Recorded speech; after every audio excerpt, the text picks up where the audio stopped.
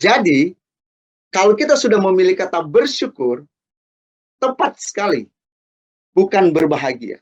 Karena berbahagia hanya dipengaruhi oleh sesuatu yang tidak menyusahkan.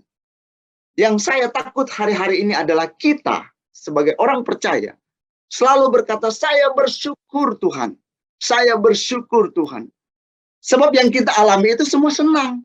Karena kata berbahagia berarti segala yang tidak menyusahkan. Kita sulit membedakan antara kata bahagia dan kata bersyukur.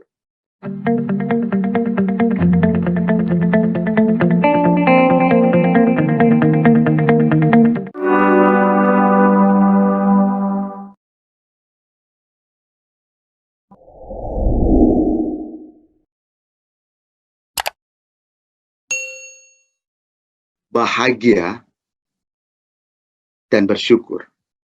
Bahagia dan bersyukur. Kalau Bapak Ibu melihat gambar yang ada di depan Bapak Ibu, di tengahnya seperti ada sebuah sobekan antara kata bahagia dan kata bersyukur.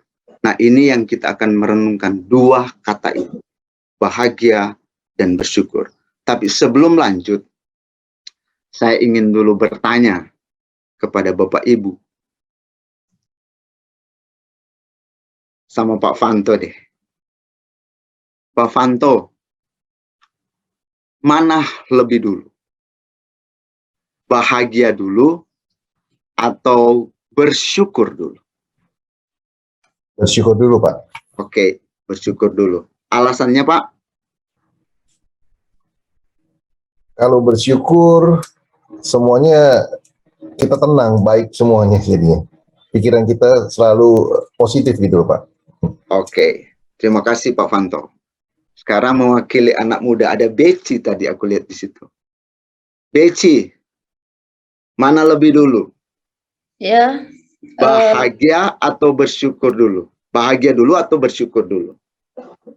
Bersyukur dulu baru bahagia, Pak.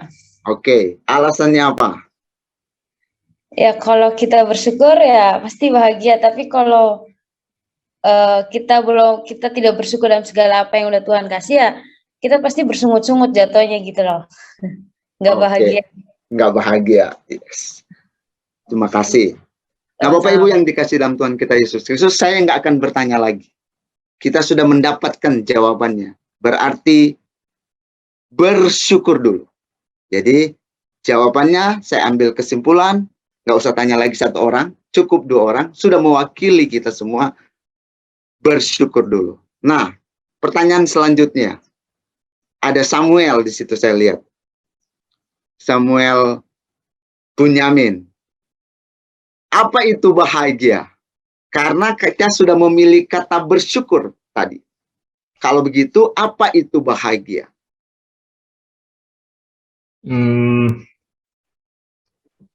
Bahagia itu, kalau buat saya, apa ya, keluarga ya kalau saya. Masih mempunyai keluarga itu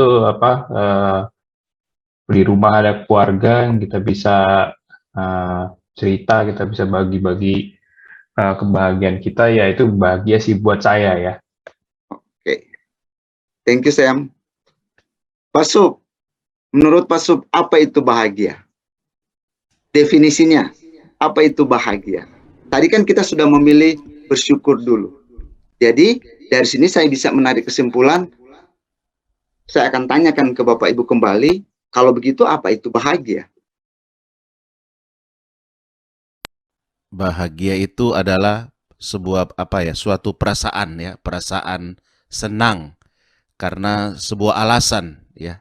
Apakah kita dikasih hadiah seperti anak ini ya, kita bahagia, kita diberikan kesehatan, atau seperti Samuel bilang tadi, ada keluarga, kita bahagia karena sebuah perasaan, karena sesuatu ya. Oke. Thank you, Wasub. Nah, landasan pembacaan kita pagi hari ini untuk merenungkan kata bahagia dan bersyukur ini, kita buka dalam 1 Tesalonika 5. 1 Tesalonika 5 ayat 18. Mengucap syukurlah dalam segala hal, sebab itulah yang dikehendaki Allah di dalam Kristus Yesus bagi kamu. Bapak Ibu perhatikan kata bagi kamu. Berarti kalau kita sudah memilih kata bersyukur, kata syukur itu ternyata pribadi lepas pribadi. Enggak bareng-bareng. Karena Paulus menasihati jemaat yang ada di Tesalonika memakai kata kamu, walaupun dalam terjemahan lain memakai kata kalian. Tapi saya lebih suka dengan terjemahan baru ini. Mengucap syukurlah dalam segala hal, sebab itulah yang dikehendaki Allah di dalam Kristus Yesus bagi kamu. Pembacaan yang kedua adalah Filipi 4 ayat 12. Aku tahu apa itu kekurangan dan aku tahu apa itu kelimpahan. Dalam segala hal dan dalam segala perkara, tidak ada sesuatu yang merupakan rahasia bagiku. Baik dalam hal kenyang maupun dalam hal kelaparan. Baik dalam hal kelimpahan maupun dalam hal kekurangan. Ayat yang kedua ini, kalau kita lihat atau kita simak baik-baik, Paulus berkata kepada jemaat Filipi, aku tahu apa itu kekurangan, aku tahu apa itu kelimpahan. Tapi kalimat selanjutnya, kadang kita belum mengerti apa yang dimaksudkan dengan bukan sesuatu yang rahasia bagiku. Nah, mungkin kata bukan suatu rahasia bagiku, kita bisa paham dalam terjemahan bahasa Indonesia sehari-hari. Saya sudah mengalami hidup serba kekurangan dan juga hidup dengan berkelebihan.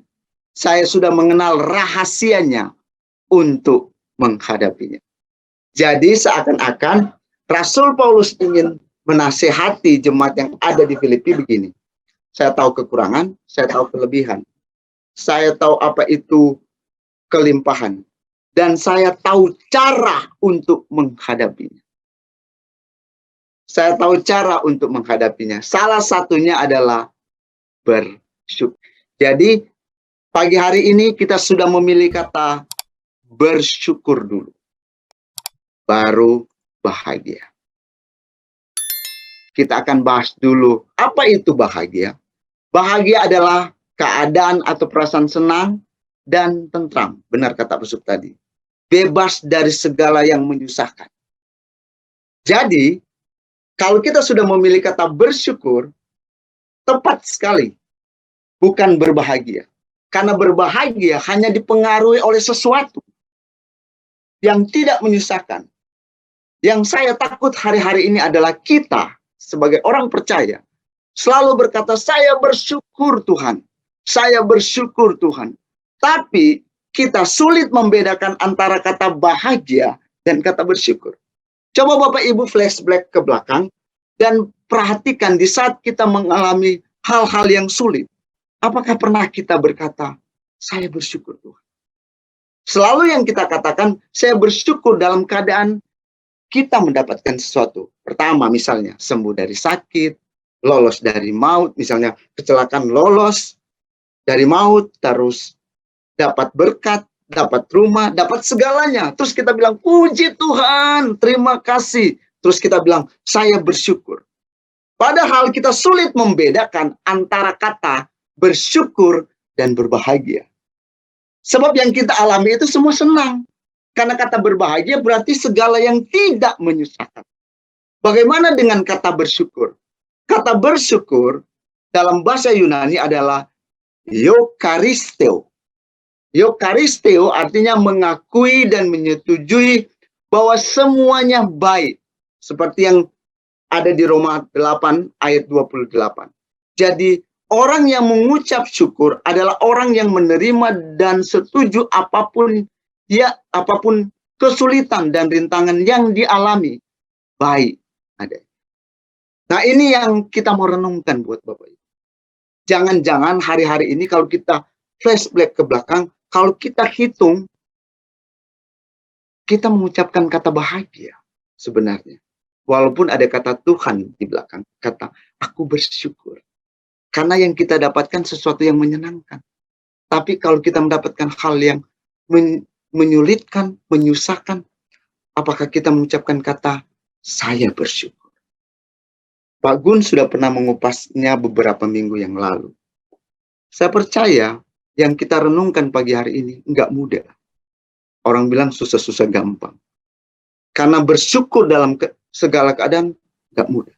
Saya keingat waktu mama meninggal, mungkin saya udah pernah bilang, Penatua bilang begini, di dalam kumpulan itu lagi ibadah. Shalom Bapak Ibu, karena kata Eukaristeo itu sama dengan damai sejahtera juga pengertian. Shalom Bapak Ibu, ada sukacita? Terus jemaat jawab, amin. Si Penatua bilang, benarkah ada sukacita? Bagaimana dengan keluarga yang ditinggalkan? Saya percaya mereka tidak mengalami yang namanya sukacita. Saya dari nangis tiba-tiba saya berhenti. Karena saya mulai merenung, benarkah yang dikatakan Penatua tadi? Antara kata Shalom yang damai sejahtera sama dengan Eukaristeo yang mempunyai arti bahwa menerima keadaan apapun itu dan mau berkata kepada Tuhan baik adanya. Sekalipun kita mengalami segala kesusahan. Itu sebabnya dalam ayat tadi ada kata dalam segala hal. Bahasa yang dipakai di situ enpas, bukan impas ya. Enpas, en itu dalam. Pas itu artinya segala keadaan, segala situasi, segala kondisi yang ada. Kita mau belajar bersyukur, bukan berbahagia. Ini yang Tuhan minta dalam kehidupan kita. Sehingga Rasul Paulus berkata, aku tahu rahasianya menghadapi yang namanya kekurangan dan kelimpahan. Tapi bagaimana kita mau bersyukur? Bapak Ibu masih ingat khotbah 3 minggu lalu di gereja kita? Yang dibawakan oleh Ibu Indri Gautama. Dia juga membawa tentang bersyukur. Dia bilang begini, bersyukur itu harus diajarkan, kata Ibu Indri. Karena setiap orang percaya tidak secara otomatis akan berkata, puji Tuhan, saya bersyukur. Tidak. Karena pasti ada hal yang dia alami, ada hal yang dia hadapi. Sehingga dia belajar untuk mengucap syukur. Waktu saya mendengar apa yang disampaikan oleh Ibu Indri Gautama, saya menambahkan 2 kata lagi. Bagaimana kita bisa bersyukur. Bersyukur bukan cuma diajarkan. Bersyukur harus dilatih. Bukan cuma diajarkan. Dan bersyukur kalau perlu kita paksa untuk bersyukur.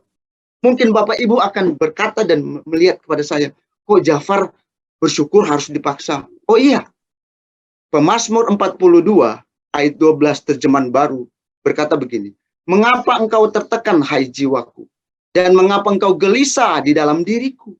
Berharaplah kepada Allah, sebab aku bersyukur lagi kepadanya, penolongku dan Allah.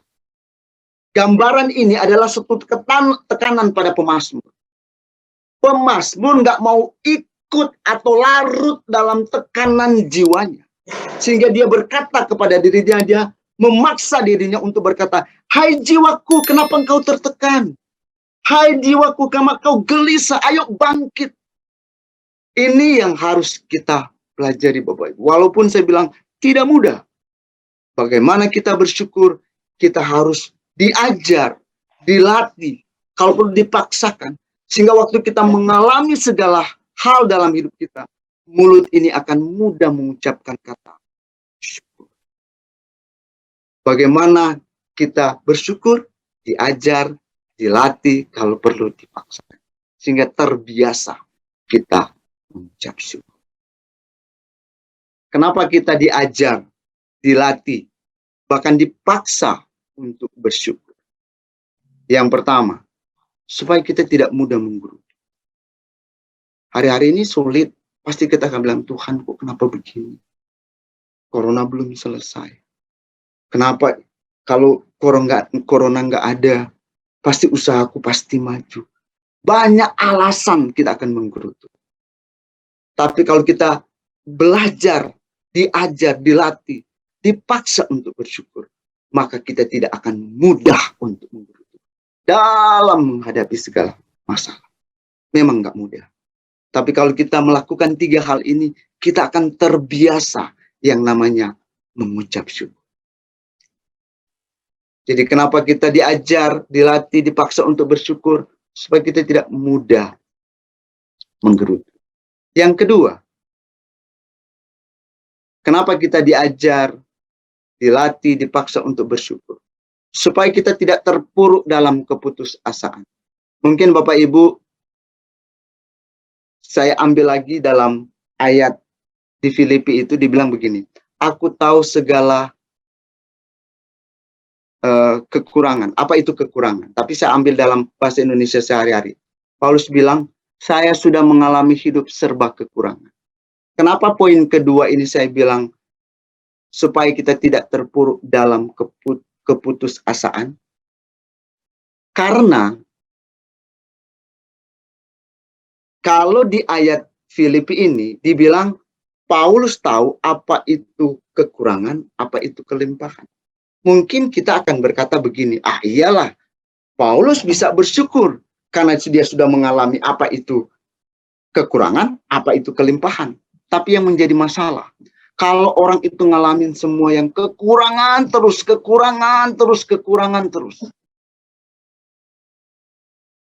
maka dia sulit untuk mengucap syukur. Dia akan terpuruk dalam keputusasaan. Dia akan berkata, Tuhan nggak pernah nolong saya. Saya hidup seperti ini terus. Mana Tuhan? Jadi poin yang kedua, kenapa kita diajar dan dilatih, dipaksa untuk bersyukur.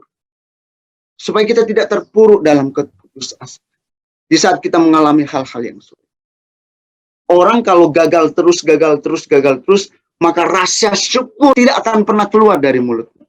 Dia akan berkata, saya tidak pernah berhasil, saya tidak pernah mengalami yang namanya kelimpahan. Saya mengalami yang namanya kekurangan terus-menerus. Sehingga dia terpuruk dalam keputusasaan. Yang ketiga, kenapa kita diajar dan dilatih dan dipaksa untuk bersyukur? Supaya kita tidak jatuh dalam dosa kesombongan. Saya ambil lagi ayat 12 itu. Dibilang begini, juga hidup dalam berkelebihan. Kalau dia hidup berkelebihan, punya segalanya, maka di mulutnya tidak akan juga mengeluarkan kata syukur. Dia akan berkata, siapa Tuhan? Saya melakukan segalanya, saya punya segalanya. Sehingga saya ingat lagu Kus Plus. Kalau Bapak Ibu tahu lagu Kus Plus zaman dulu, yang lagunya begini. Ayah ibu kaya raya, apa saja yang ku minta, semuanya tersedia. Aku makan 3 kali masakannya, nak sekali pakaianku, 3 almari serba mewah, warna-warni. Dia punya segalanya. Kalau dia punya segalanya, dia tidak pernah merasakan yang namanya kesusahan. Dia akan berkata kepada Tuhan, ngapain saya bersyukur? Saya sudah punya segalanya. Jadi kita diajarkan 3 hal ini. Kenapa kita diajar, dilatih, dipaksa untuk bersyukur? Supaya kita tidak menggerutu. Tidak terpuruk dalam keputusasaan. Dan tidak jatuh dalam dosa kesombongan. Pagi hari ini kita mau belajar bersyukur dulu. Baru bahagia. Saya tutup dengan sebuah kalimat yang berkata begini. Orang yang berbahagia belum tentu bersyukur. Tapi orang yang bersyukur pasti berbahagia. Tuhan memberkati kita semua. Mari kita tetap bersyukur kepada Tuhan dalam segala perkara, dalam segala hal. Karena kita tahu Allah akan mendatangkan kebaikan buat kita yang mengasihi Dia. Tuhan Yesus memberkati kita semua. Amin.